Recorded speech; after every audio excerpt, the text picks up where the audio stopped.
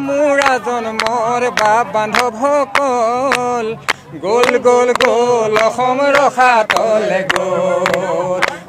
মোৰা জন্মৰ বাপ বান্ধৱসকল গোল গোল গোল অসম ৰখা তলে গ'ল শংকৰ মাধৱে গঢ়া এইখন অসমত জীৱ হত্যা মদৰ দোকানহে বেছি হ'ল গোল গোল গোল অসম ৰখা তলে গ'ল মোৰা জন্মৰ বাপ বান্ধৱসকল গোল গোল গোল অসম ৰখা তলে গ'ল গোল গোল গোল অসম ৰখা তলে গ'ল বৰগীত ভতিমা